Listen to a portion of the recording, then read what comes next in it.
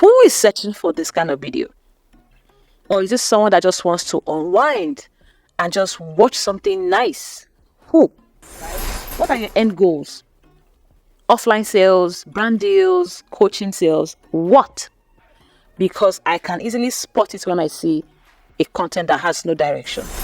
Is there a possibility that this instrument, the algorithm, is hearing it as the F word? I don't know who your video is for.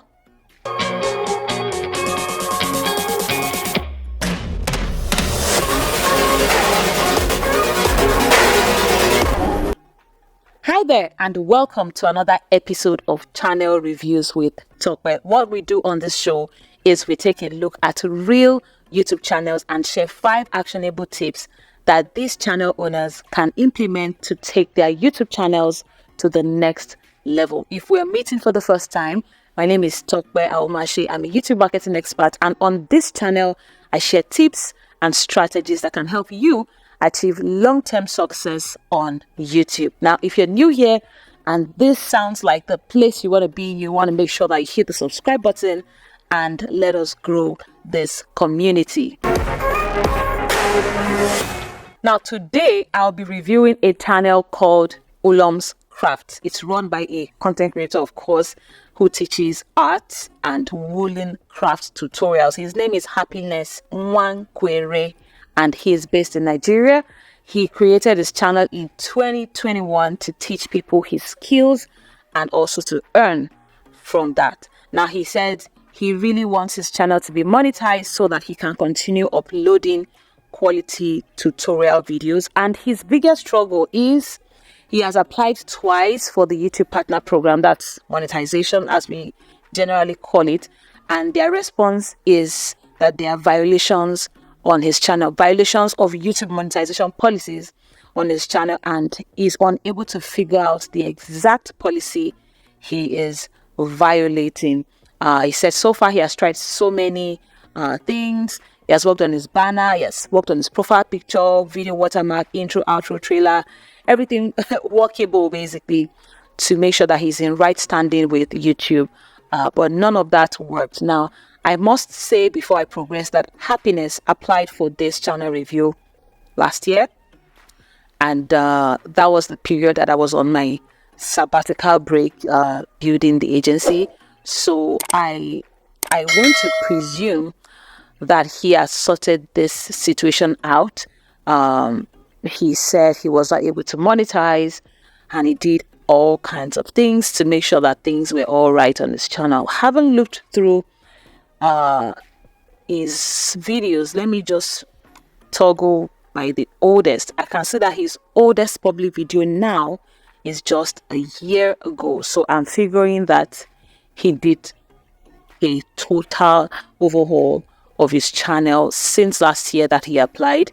And Happiness, if you're watching this video, I know it's late, but something tells me that you're going to get a lot of value because I can see that you are still active, and I'm reviewing your current channel now to give you tips that can help you just scale and move to the next level. So if you're watching this video, make sure that you let me know in the comments that you have seen your channel review. Now, what are the 5 tips that we have for Happiness today? What are the 5 tips we have for him today? Before we get into 5 tips, let me real quick pinpoint 1 or 2 things that Happiness is doing fantastic. First would be his thumbnails. I love your thumbnails, Happiness. I can't explain how delighted I was to hit your channel and be welcomed by these very clear, beautiful pictures. I must say your concept of, taking pictures for your thumbnail is top notch, really top notch, and I love it. Okay, so well done. And of course that also plays into the quality of your video itself, or your videos themselves. Look at how bright, clean your videos are. Look at how up close you're filming. I really love this. I'm sure you have gotten some kind of coaching with your production of some sort. I love it, and I want to say well done. And like I said, the tips you're getting today are to take your channel to the next level, okay? And as promised, we have 5 of those tips for you. So let's get started with tip number 1. My first tip for you is a 2-in-1, and I would explain it either way it comes, because I'm addressing 2 criteria that are very closely related. And that would be to clarify your value proposition, or if you want to look at it inwardly, clarify your audience. Okay, that is my first tip for you. Clarify your value proposition, or clarify your audience, articulate your audience. And reason I'm giving you this tip is because I was watching your videos and I was not quite clear on exactly what I was supposed to gain from the video. Of course, granted, I am not your target audience, but each time we review our clients' channels, like I'm doing for you now, we try to put ourselves in the shoes of those that might be open to this kind of creativity, and we ask the question, so what? So what? The first question is anyone searching for a video like this? And what kind of person is that? Is it a child looking for ideas for his schoolwork? Is it, a parent looking for ideas to engage, his or her child at home? Is it a teacher looking for creative ideas for art and craft subjects in class? Who is searching for this kind of video? Or is it someone that just wants to unwind and just watch something nice? Who? Because each of the scenarios I have highlighted now would lead you in various possible directions for your content strategy. And whatever you're doing here, I don't see any clarity in the value proposition. I'm already going ahead of myself because the second point is now specifically on that, but let me just land this first tip. Would be to clarify your value proposition. Whatever you're offering on this channel is not clear. We tell our students and our clients that, whatever you're doing on YouTube, you want to not be too internal focused or inward focused. Like say, oh, I want to show people what I do. Nobody cares about what you do. Unless what you do and them watching what you do helps them advance in life or get something done or helps them relax, helps them do something. Do you see? So when you start by saying, I just want to show what I do and make money, you would find yourself, just shooting your arrow in all sorts of directions without even being able to measure results, right? So I see something like that happening on your channel. Who is searching for a video like this? It's not clear. I see that your videos are super short, like 2 minutes, 3 minutes long. They are fast forwarded. Let me see if I can just play one and mute it. So I'm playing this video in full normal speed, and I can see that you can see it's fast forwarded. I know it's fast forwarded. The audience can see it's fast forwarded, and it's very short. Now, let me just finish my point. So, is anyone searching for a video like this? Who is that person? A child, an adult, a teacher, a proprietor? Who? Right? Who is your video valuable for? Someone that wants to relax, someone that wants to learn, someone that wants to solve a problem? Who? Right? And who will stop scrolling and watch your video as soon as they see it? Okay, so I'm trying to articulate the word. Who will bump into your video in their feed? Like randomly see a video, I'll be like, oh God, I need to watch this. It's not clear. And that leads me to the second point, which is to review your content strategy to align with your target audience, or review your content strategy to align with your value proposition. Value proposition and target audience are two things you cannot separate on YouTube. Let me explain. If you were targeting kids, for instance, maybe to give them ideas for their schoolwork, I would see you speak to that in the video. Like, hello children, your background music would be preschooler tune or some nice child-friendly tunes. Your language will be, hello student, how you doing today? I hope you're happy. Do you understand? Like, it would go this way because you're talking to kids, right? And your tutorial would would definitely be slowed down. It won't be fast forwarded. You would explain every loop, you would explain every turn, you would explain how to hold these and turn them together and give it a pull and make sure it's secure, tie it very well so it doesn't. Do you understand?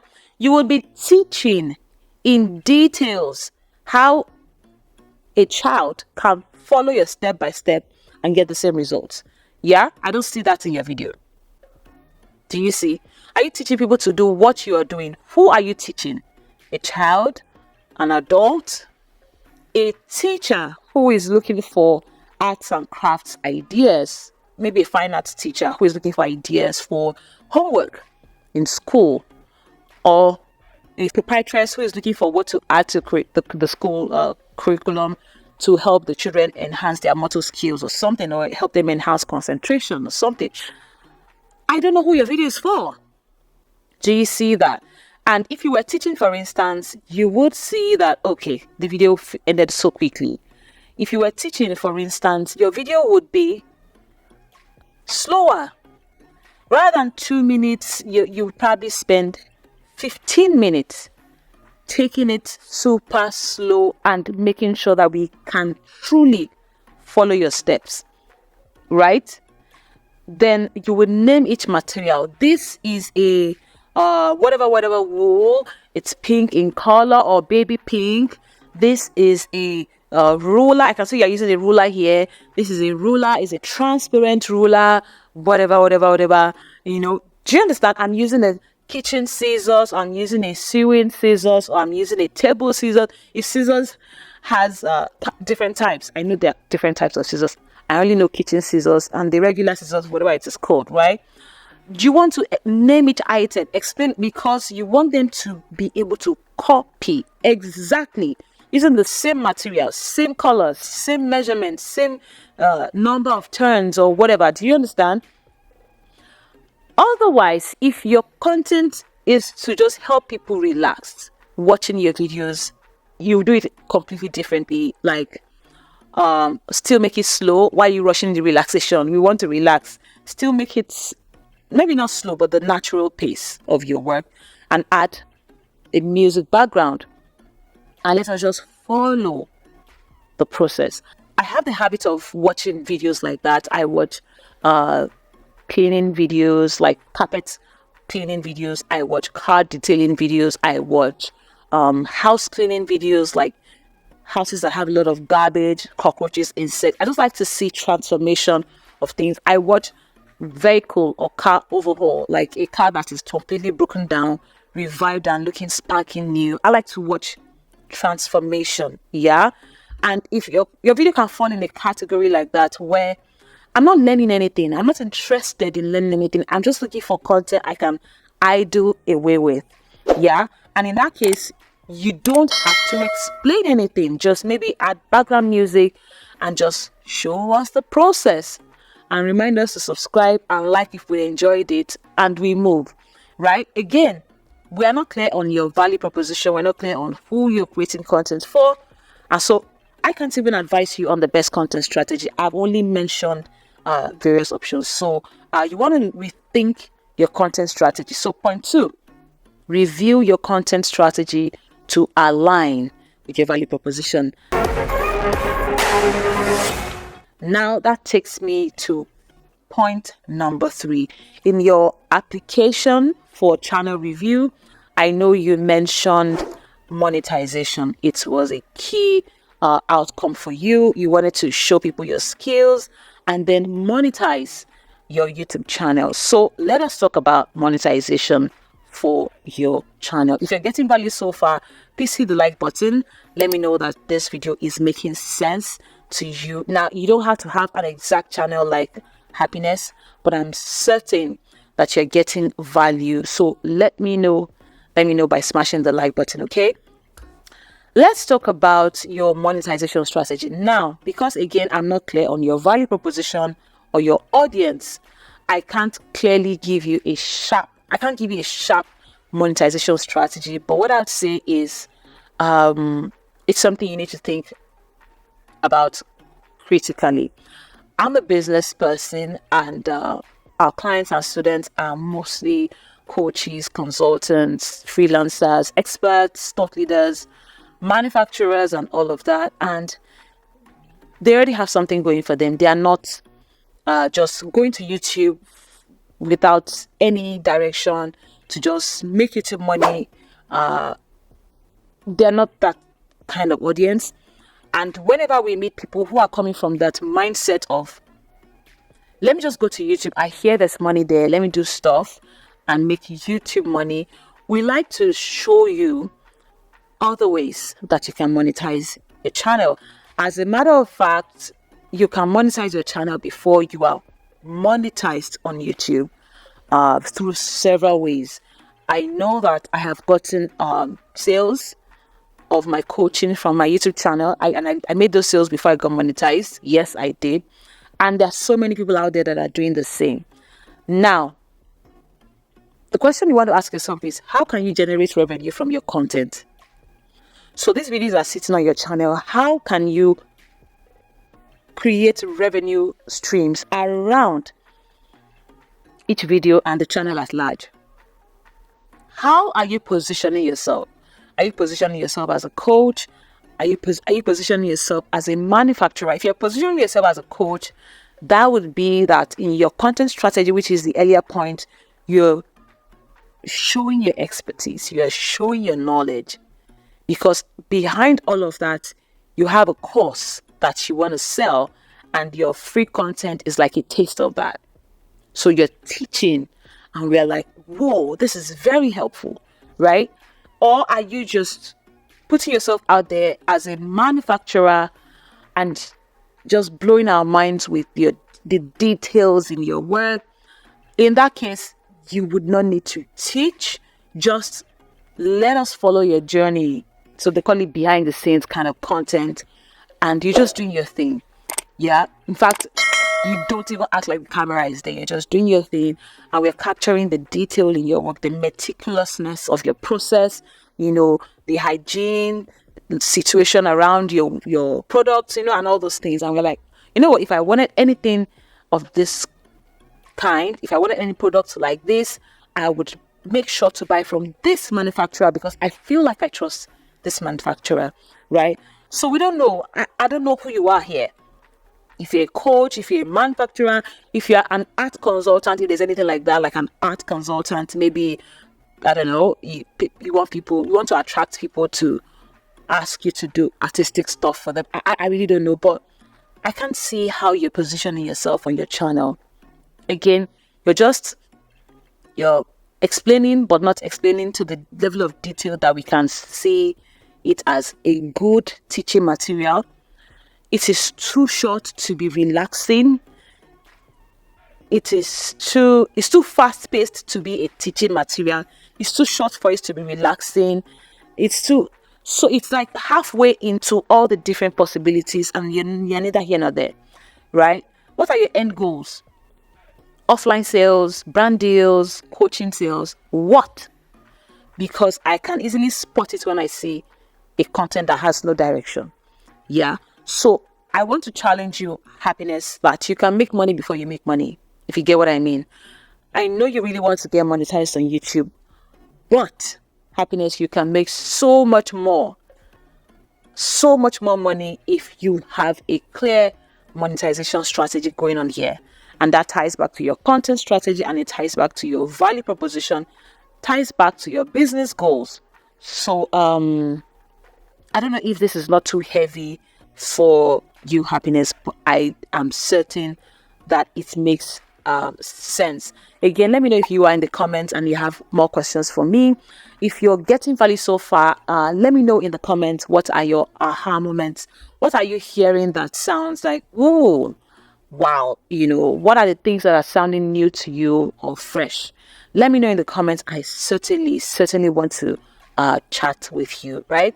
And then, just so you know, Happiness asked me a specific question in his application. I'll be addressing that specific question at the end of this video. So you want to stick with me and let us roll. So to the tip number 4, leverage SEO to get more views. Assuming you are educating, if the leading strategy of your channel is to educate, maybe teach people how to do stuff, you definitely want to leverage search engine optimization on YouTube to get visibility. Because if you want to teach something, it's because you believe that people want to learn it, right?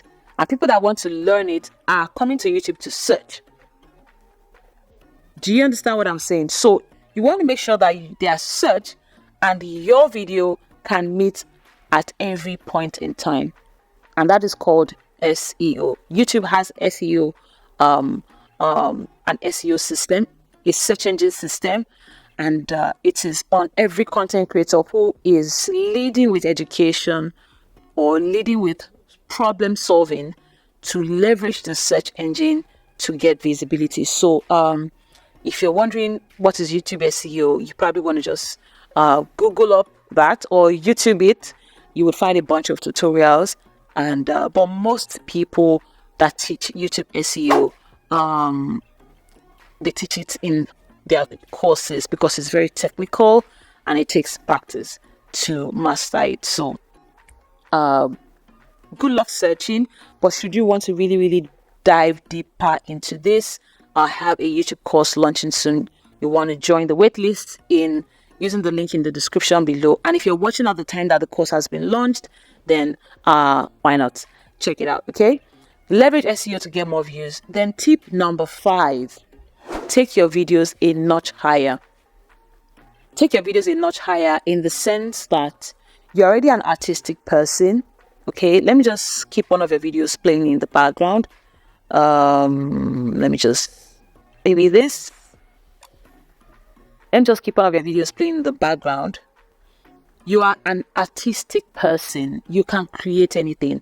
By the way, I'm an artist too, so I totally understand this talent, and I really admire the detail in your work. And there's so much that you can do. Okay, can you go further from the point of creating these beautiful flowers to actually using them on things that people can buy? Thinking like a business person.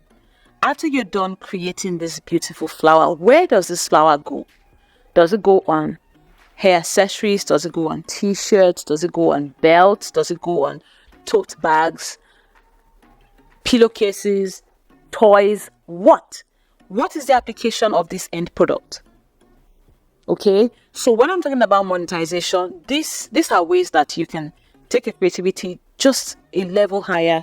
After you're done creating this flower, do you want to create 10 of that and piece it together on a blazer and then sell your custom blazers? Do you want to create these flowers and put them on sweaters? Make fancy sweaters for sale? Do you want to put them on t-shirts, hair accessories? I know you definitely can. Even if you're not doing the whole thing, you can collaborate with other vendors that can help you, push this creativity a notch higher. And then you can have sellable products. And even if you're not yet monetized on YouTube, the 77 people that have watched this video in the past 2 weeks can develop interest in buying your branded t-shirt or branded bag or whatever it is. Do you see what I'm saying? So you definitely want to think like a business person. If you're thinking about money, then you want to think about money the right way. Okay, you have to exchange value for money. And so I want to challenge you that you should take things a notch higher so that you can monetize. So whether or not YouTube partner program is around the corner, you are already making money. Okay, and most of the time that's a lot more money than what YouTube is going to pay you. So that would be my 5th tip. Now, if you're interested in getting a channel review like this, if you're watching this review and you're not happiness and you're interested in getting a review just like this, you want to check the link in the description to apply for your channel review. Now to happiness's special question. He asked, what is the specific YouTube policy I am violating on my channel? Like I said, I want to believe he has figured things out because I can see clearly from his videos that he started afresh. So hopefully he's almost monetized or already monetized. I'm not sure now. I can't see his back end. From his most popular public video, it's 556 views. I do not think he's monetized yet. I don't think so. And but I'm almost certain he has fixed the issue because again, this review is coming a bit late. But for the purpose of those watching now and having the same issue, first thing would be YouTube tries as much as possible to be specific when you're violating any policy. All right, and where they are not, there's two things that they do. They will share a link with you to lead you to the body of policies where the violation that you have committed is coming from. So you have YouTube monetization policy. I already pulled it up before doing this review, and it looks like this. YouTube channel monetization policies. Let me make it bigger. Oopsie. So YouTube channel monetization policy looks like this.